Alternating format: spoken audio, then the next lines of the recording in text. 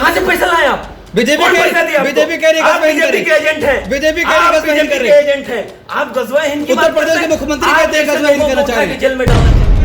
आप बक मत कीजिए, सुनिए बात। आप बताइए। 3 दिन बाद हुआ, अब पूरा देश जल रहा था, उत्तर प्रदेश जल रहा था, बंगाल जल रहा था, रांची में बच्चों को ऑन स्पॉट गोली मारा जा रहा था। तो कांग्रेस की सरकार है वहाँ पे, कांग्रेस की सरकार सरकार से है। नहीं मतलब है, तो हमको सरकार से नहीं मतलब है, हमको लोकतंत्र से नारा जय श्री राम या नारा तकबीर लगा देने से ये देश नहीं चलने वाला है।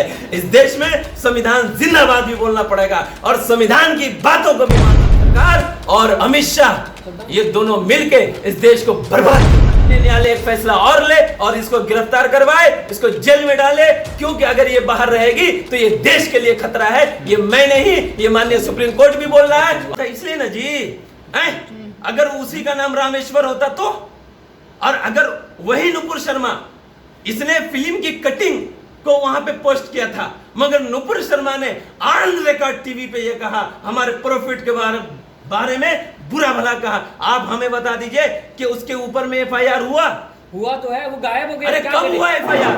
क्यों नहीं हुआ कब? 3 दिन बाद हुआ। अरे 3 दिन बाद हुआ। सुनिए आप लोग, अरे सुनिए, बक मत कीजिए, सुनिए बात।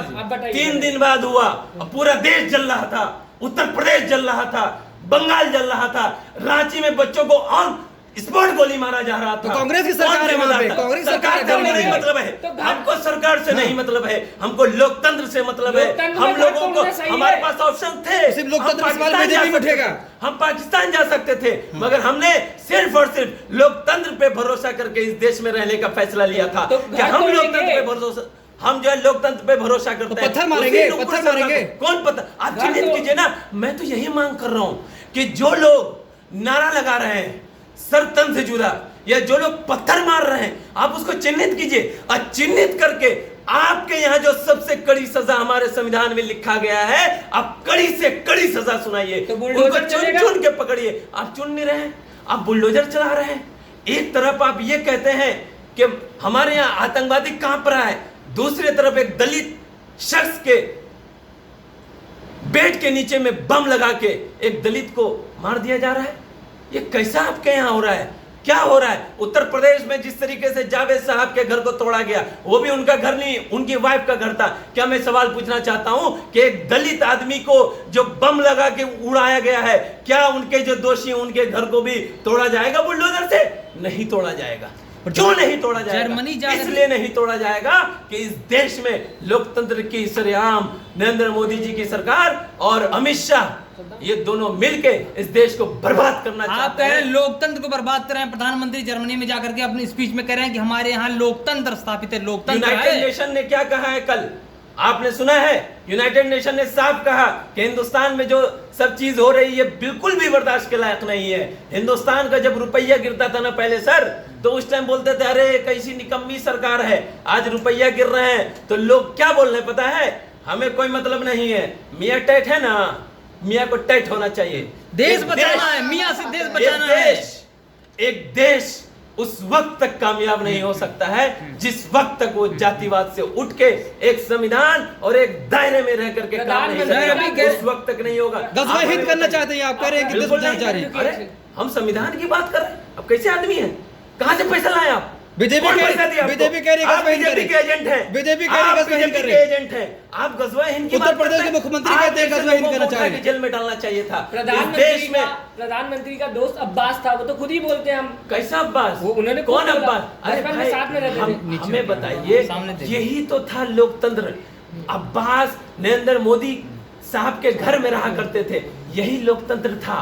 इसी लोकतंत्र को आज नरेंद्र मोदी की सरकार खत्म करने पे लगी हुई। हम लोग भी तो वही बात, तो मुख्तार अब्बास नकवी राजेश थे, हमारे भी राजेश दोस्त थे, हमारे भी बहुत सारे पांडे जी दोस्त थे, मगर आज उनके दिमाग के अंदर जो जहर भरने की कोशिश कर रही है ये सरकार, कुछ लोगों को जिहादी बना दिया और कुछ लोगों को उन जिहादी के खिलाफ ला करके मैदान में खड़ा कर दिया और दोनों को लड़ा दिया। एक को मुसलमान बना दिया और एक को हिंदू बना दिया। आपस में तुम जो है लड़ो और हम महाराष्ट्र में सरकार बनाएंगे, अलोकतांत्रिक तरीके से सरकार बनाएंगे। अब देख लीजिए, ऑपरेशन लोटस था। अब हिंदुत्व पे सरकार बन रही है। कहां जनाधार पे सरकार, यहाँ जो सरकार बना करती थी साहेब, अब हिंदुत्व पे सरकार उसमें अब्दुल भी है, अब्दुल भी है उसमें। यही लोकतंत्र देश अब्दुल सत्तार भी शामिल हमने है। क्या कहा अभी आपसे? हाँ। कुछ लोगों को खड़ा किया गया जो हिंदू को सपोर्ट कर रहे हैं, मगर अल जिहाद का नारा, उन कमीनों को ये पता ही नहीं कि जिहाद क्या है। सिर्फ अब्दुल या सुबहान या फरहान नाम रख लेने से कुछ नहीं होता है। जो इंसान इस्लाम के बारे में नहीं जानता हो वो कैसा मुसलमान है? जो इंसान संविधान के बारे में नहीं जानता हो वो कैसा हिंदुस्तानी है? सिर्फ धर्म का नारा जय श्री राम या नारा तकबीर लगा देने से ये देश नहीं चलने वाला है। इस देश में संविधान जिंदाबाद भी बोलना पड़ेगा और संविधान की बातों को भी मानना पड़ेगा। जितना जरूरी आपके लिए कुरान शरीफ पे अमल करना है, इसी तरीके से इस देश में रहने के लिए आपको संविधान को भी फॉलो करना पड़ेगा, क्योंकि ये लोकतांत्रिक देश है। नुपुर शर्मा मामले पे तो आप कहते हैं कि भाई सुप्रीम कोर्ट का स्वागत है, लेकिन जब गुजरात दंगे में नरेंद्र मोदी को क्लीन चिट मिल जाता तब तो आप लोग शांत हो जाते हैं। हम क्यों शांत होते हैं? माननीय सुप्रीम कोर्ट एक फैसला सुनाती है। माननीय सुप्रीम कोर्ट सिर्फ फैसला सुनाती है और इस फैसले की जांच कौन कर रहा होता है? और इस फैसले में किस तरीके से एक व्यक्ति को दोषी बना के जेल में डाला जाता है। सवाल यह है, जब गुजरात दंगा हो रहा था दुनिया ने देखा था कि किस तरीके से मुसलमानों को मारा गया था, काटा गया था। और उस टाइम के शाह साहब ने किताब लिखी है द सरकारी मुसलमान, उसमें उसने साफ लिखा है कि मैं 28 फरवरी को मैं वहां पहुंचा था और उससे लेकर के 2 तारीख तक मुझे गाड़ी नहीं दी गई कि मैं जिससे ग्राउंड जीरो पे पहुंचता। एक बात बताइए, उस टाइम के सीएम कौन थे? जो आज के पीएम है ना, चाय बेचने वाला, वो उस टाइम का सीएम था। वो 24 घंटे तक गाड़ी नहीं देता है। कौन होगा जिम्मेदार? एक सीएम। आज एकदम अच्छा सवाल पूछा आपने। आज जो राजस्थान में हुआ इसका जिम्मेदार बीजेपी किसको मानती है? बताइए, आप ही बताइए। आपने सवाल पूछा है, राजस्थान में जो हुआ इसका जिम्मेदार किसको मानती है? अशोक गहलोत को मानती है ना जी। खोल दिया ना मोर्चा, क्योंकि वो सीएम है। इसी तरीके से जब गुजरात जल रहा था, मुसलमानों का कत्लेआम पुलिस के माध्यम से करवाया जा रहा था, तो उस टाइम सीएम कौन था? यही श्री नरेंद्र दामोदास मोदी। हाई कोर्ट ने क्लीन चिट दी, सुप्रीम कोर्ट ने क्लीन चिट दी, उसके बाद भी सवाल।